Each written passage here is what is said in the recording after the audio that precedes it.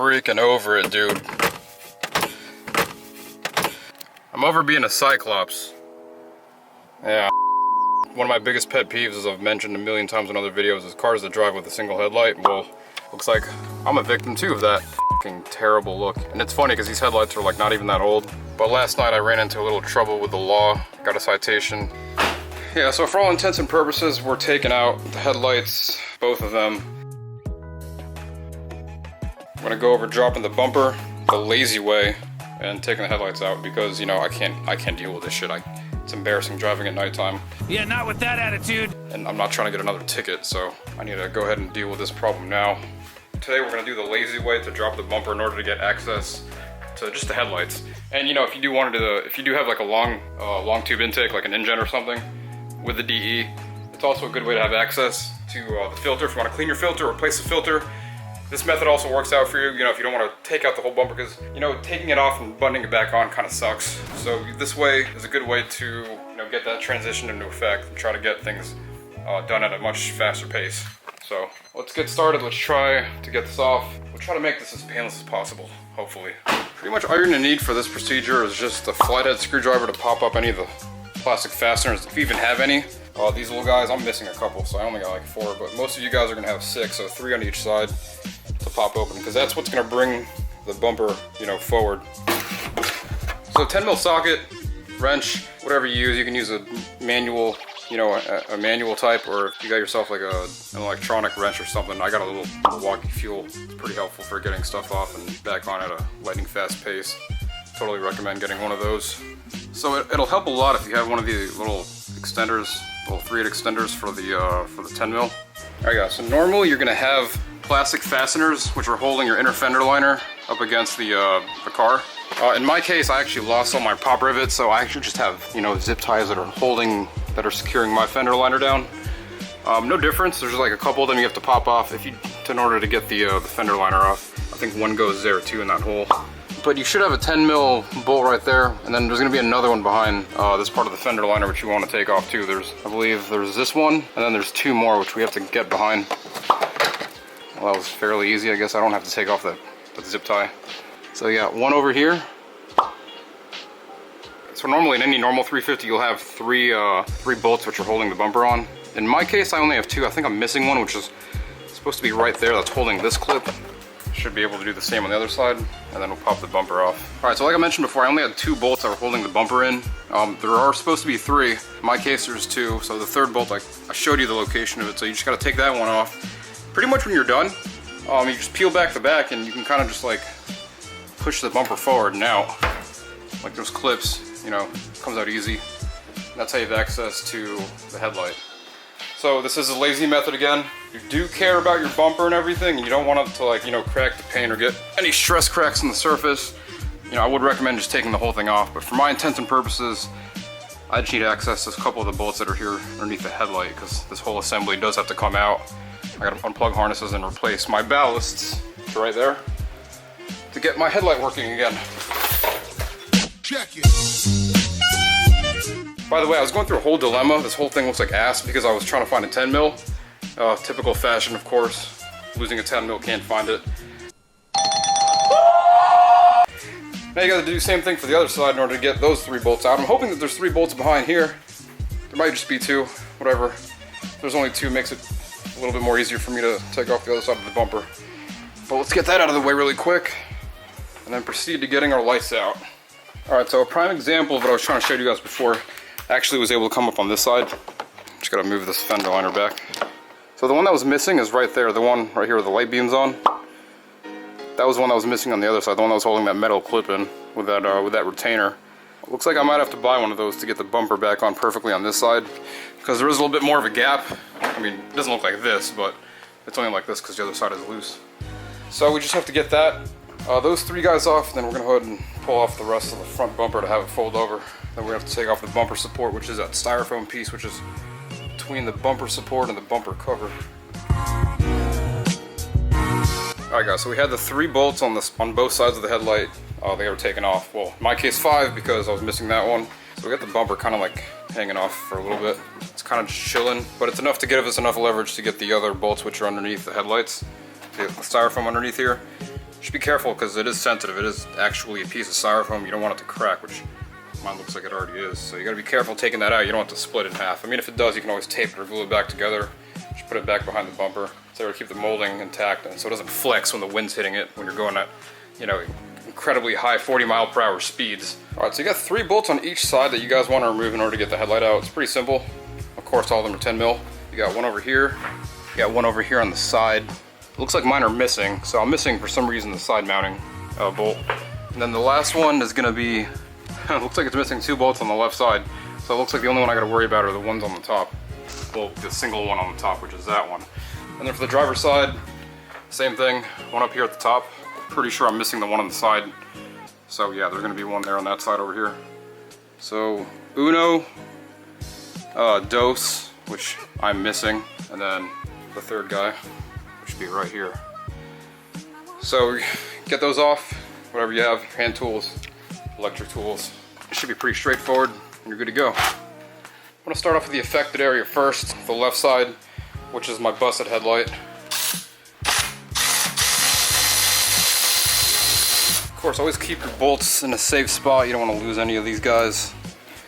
Wouldn't be fun to put your car back together, which apparently I did last time without any bolts. But good thing on Nissan for like totally overdoing it with the bolts and so you can pretty much put together these cars with like 5 bolts. Alright guys, so once you get all the bolts off, you're gonna go ahead and gently remove the headlight assembly. I'll be careful though, because don't forget that there's wires behind here and you don't want to snap any of them because that'd just be a disaster. Alright, you pop it off and there's a harness that you want to disconnect, the back. And unfortunately I can't film and do it at the same time, so it's pretty easy. There's a snap right there in the back. Kind of just like pinch it and disconnect it. But there's also this one too. I'm gonna have to put the camera down, but you guys see what I'm getting at. Alright guys, so we got the headlight out. You want to be careful with this guy over here, especially if your car's old, you know, and your wires are dry rotted. It does take a little bit to get off. Sometimes they're kind of like caked together, like the plug, the harness plug. So just be careful taking that out because it is a little, I had a little bit of difficulty trying to pry it open. I had to use the assistance of like a small screwdriver to get the clip to detach from the other side of the harness. So we got the, we located this part, which is that's our ballast for the HID, or the Xenon. And this is my new unit. Pretty much just got it from Amazon. It was like 50 bucks per piece. It's not OEM genuine Nissan, but it's OEM spec for pretty much any by Xenon Nissan car. So if you have an FX35, G35, M35, M37, you know, all the late model Xenon Nissans pretty much have the same type of ballast. Take this off, it's just 4, so it looks like 3 Phillips heads. Just grab a screwdriver, get those 3 guys out, and continue on with stretching the rest of the harnesses out. Oh, yeah, definitely don't want to lose those guys. I mean, considering the fact that my car's being held together by like 4 bolts, so I think you'll be fine if you're missing like 1 ballast screw. It's just there for quality shaky noise purposes, which, as long as you got more than half, I think the noise will be fine. So you got the ballast nice and loose. There's your exposed wiring. Just pop the seal off, it's pretty easy. It tells you open, lock. So obviously you want to go this way. These seals are kind of a pain in the balls to get off. So before you begin guys, just make a quick glance and make sure that you have your bearings to where all the parts are corresponding to your new part. So you got the ballast, of course, check, and then you got the igniter piece. Just make sure that all your parts are intact and you don't have to transfer anything, because that would get annoying if you would have to do that in the middle and realize that you're actually missing the part in the end. Okay, so some ballasts are different from the harness in the back. You take a look at this one. There's a small screw plus the harness that's holding it in with a plug. You might need a flathead to kind of pry it off. It'll make it a little bit easier instead of pulling it off with your hand. I'm gonna try to do this while holding the camera at the same time. So we have the back of the ballast, or the top of the ballast. You're gonna peel that boot back. See the boot? You can peel it back and expose the harness clip. You can just take your little, flathead, go to the part of the clip and kind of just pry it off. Disconnects it nice and easy. Because it is hard to yank, this through the housing. It's not gonna fit. So you gotta, butt floss. That's about it. You got the old igniter out, now you gotta put the new igniter in. Same difference, pretty much the same process. See with this aftermarket one is a little bit different. It doesn't have the boot that's covering the harness, it's exposed. But it's the same piece, it's the same brown piece, as you can see. I wouldn't recommend using the old one if you can help it. Just use everything brand new. I mean, you're already, you know, behind the housing anyway. You might as well go ahead and replace everything. But it looks like this one's a little bit more secure with this little screw over here, so we're gonna take that out. Before buttoning that back on, you're gonna wanna thread the new igniter through the housing. We're gonna have to do the butt floss all over again. Oh, there we go. Perfect butt floss. Reconnect the igniter, put that back on.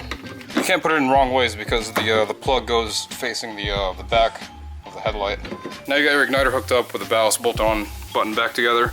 You want to make sure that it fits the back of the bulb. I don't know, this one kind of looks a little different from the actual one that I just replaced. Kind of freaking out now. They look pretty similar. It's just this one's got like a little bit of weird clips on the end. So now that you got the headlight button back up with the igniter, pretty much plug in the igniter and the power switch or the power harness, and then the one that was still behind there. And before you assemble everything back together, just make sure you turn your lights on to see if it works. If it doesn't, then we got bigger issues going on here. And lo and behold, it doesn't work.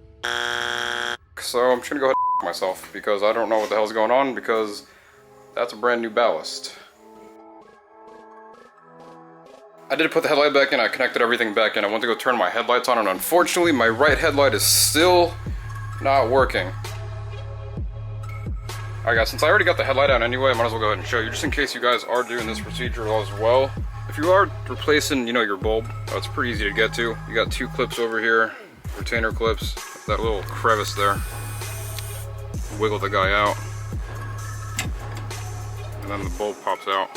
You want to be careful when you're taking it out to make sure you don't touch the glass part. It's very sensitive. It's got gas in it. Moon rocks, 1% atmosphere from Saturn, so don't mess with that stuff. Alright, so with getting your bulb on, it only goes like a certain way. There's like notches you kind of feel around. Kind of like just make sure that when it's secure, see, you can tell that it's kind of like in there securely. So you gotta go ahead and put the little retaining clips back on. So it should kind of look like that. But you'll see the two side notches there which kind of lock onto the igniter so it can be secured. Just put the retaining clips back on. Uno and dos. That's pretty much it for the bulb. So after much speculation, we've come to this conclusion. Looks like my headlight doesn't work. I need to figure out what the hell's wrong with it. Hopefully the tutorial, in order to get the bumper off, was able to help you guys a little bit, especially a little bit of insight in getting the headlight, you know, behind the scenes crap with all the wiring and getting the igniter and the ballast back on. Pretty much the same thing goes for the other side. If you are going to go ahead and mess with the other side, it's pretty much the same process. Buttoning back on, just do everything backwards. You know, the 3 bolts on this side, the 3 bolts on that side. In my case, it was missing some, so I'm only going to deal with like 2. Plus the mounting screws for the bumper, which go to the frame. You know, I wish I could have finished this video in a better manner, but unfortunately I can't, so I still got to leave my car apart and try to figure out why my lights aren't getting power. I'm gonna have to borrow a voltmeter or something, you know. Basically, my dilemma is the igniter's brand new, the ballast is brand new, even the bulb was brand new. I went ahead and put a new bulb in there for the hell of it. Didn't really need to because pretty much I got new bulbs when I got these new headlights. The only thing that was old was the igniter and the ballast and the power wire, which were swapped over from the previous headlight set that I had before. So everything was replaced except the power wire, and I think the power wire might be the culprit for this issue. I'm pretty sure it is, you know, because sometimes if I hit like a speed bump or something or like a dip in the road, the light would flicker on at night. I actually thought it was the ballast problem, but apparently it's not. But it's a good thing that I replaced the ballast anyway, because the ballast that I had in the car were about 4 or 5 years old. I'm gonna go ahead and replace the ballast in this one, but it's already like midnight. I'm beat. It's hot. Freaking, it's nighttime in Florida and it's already like still 86 degrees. If you guys did like the video, if it did help you out, give it a like. If you guys want to subscribe to my channel, give me a subscribe to help my channel out. If you guys have any questions, just leave it in the comments below. I'll try to do my best to help out any questions you guys might have. Yeah, normally I would button everything back up, but since this little problem isn't really concluded yet, I gotta leave everything apart.